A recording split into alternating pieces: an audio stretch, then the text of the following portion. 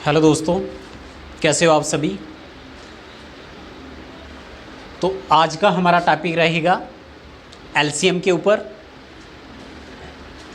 Basic concept in maths part 3 है आज।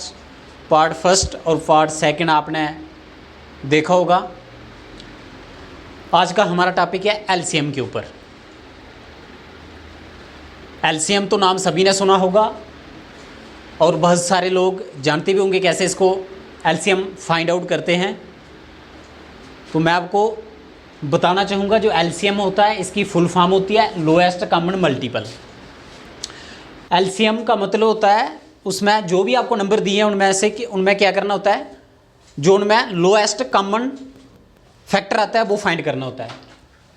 तो चलो एग्जांपल से बताते हैं आपको। जैसे एग्जांपल है 6, 12 और 24 का क्या फाइंड करना है, एलसीएम फाइंड करना है।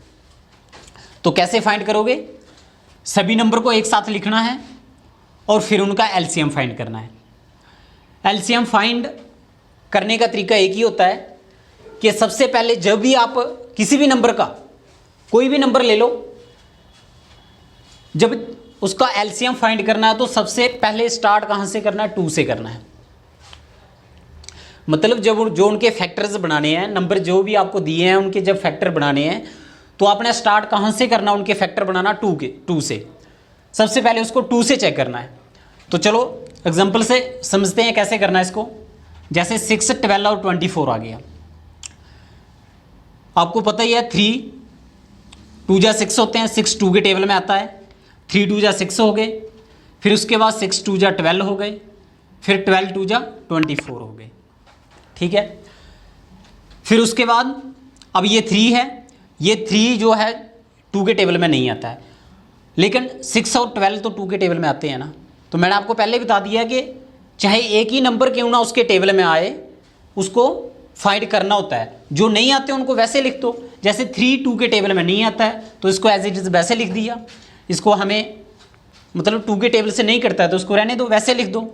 ठीक है, 3 वैसे लिख दिया। और ये 6 2 के टेबल में आता है, 3 2 जा 6 हो गए। 12 भी 2 के टेबल में आता है, 6 2 जा 12 हो गए। 3 2 के टेबल में नहीं आता है, एज इट इज़ वैसे लिख दिया। ये 3 2 के टेबल में नहीं आता है, इसको भी वैसे लिख दिया। 6 2 के टेबल में आता है, 3 2 जो होते हैं 6। ठीक है, यहाँ पे 3 3 3 3 आ गया। अब 3 2 के टेबल में नहीं आता है, 3 आ गया ना। अब 3 2 के टेबल में नहीं आते हैं तो आगे क्या करना होता है, 2 से स्टार्ट किया था ना, तो अब हमें लगता है इसको हम 2 से नहीं काट सकते हैं, तो फिर 2 के बाद जाना होता है 3 पे। 3 पे देखो ये तीनों कटेंगे, 3 1 जा 3, 3 1 जा 3 और 3 1 जा 3। एलसीएम कब फाइंड होता है, जब लास्ट में 1 1 1 1 मिलेगा। तो अगर 1 1 लास्ट में 1 1 आ गया तो समझ लो आपका एलसीएम जो है वो हमारा एलसीएम फाइंड हो गया। अब एलसीएम लिखने कौन से नंबर, आप ये वाले लिखने हैं ये वाले लिखने हैं, तो एलसीएम में नंबर कौन से लिखते हैं, जो क्या करना है, इन नंबर को सभी को मल्टीप्लाई करना होता है। जैसे 2 है, उसके बाद 2 एक और है, 2 एक और आ गया, फिर उसके बाद 3 है, और ये जो 1 है ना सभी में कॉमन है ना, तो लास्ट में ये 1 भी लिखना होता है, ये भी इसका एक फैक्टर होता है। फिर करना क्या है, मल्टीप्लाई करना है, सभी को मल्टीप्लाई कर दो। 2 2 जा 4 हो गए, 4 2 जा 8 हो गए, 8 3 जा हो गए 24। तो एलसीएम ऑफ 6 12 और 24 का किसके बराबर आ गया, 24 के बराबर।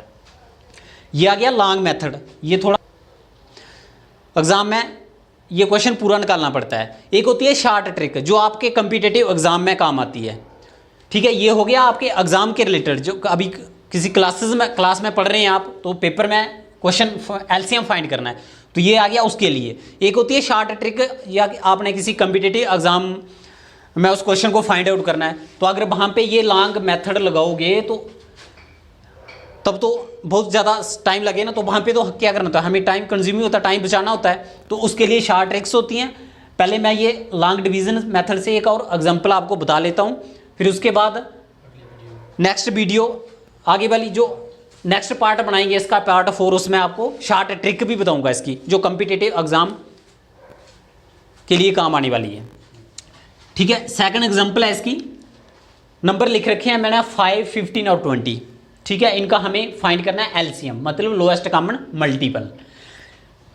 5 15 और 20।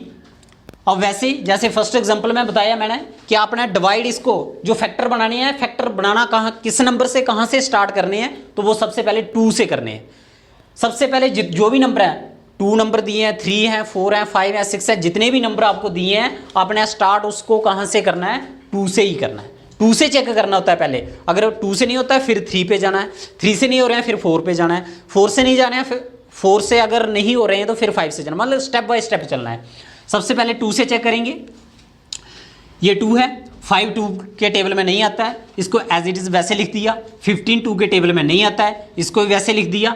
अब ये 20 है, ये 2 के टेबल में आएगा, 10 2 जो हो गए 20, ठीक है, ये फर्स्ट स्टेप हो गया।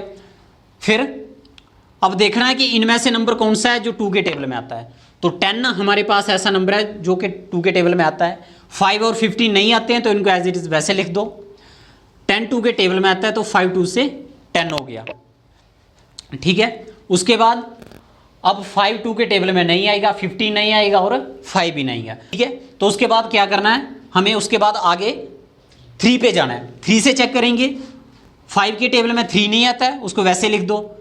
15 3 के टेबल में आ रहा है तो 5 3 जा 15 कट कर दिया, 5 नहीं आता है तो वैसे लिख दिया।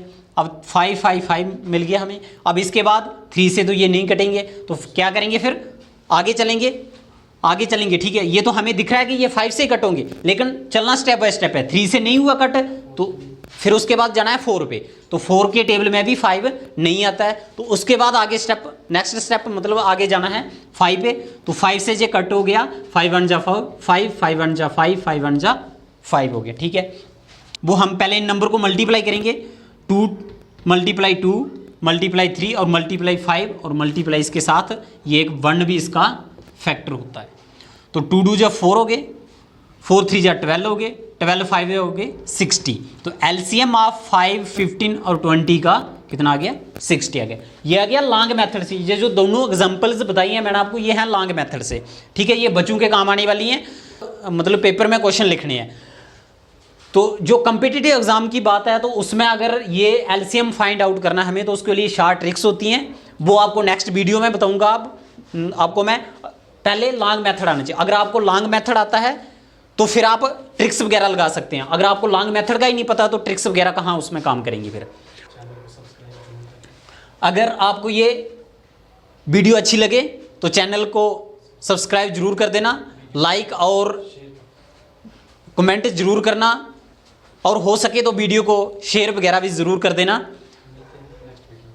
अब मिलते हैं नेक्स्ट वीडियो में, तब तक के लिए बाय बाय, टेक केयर।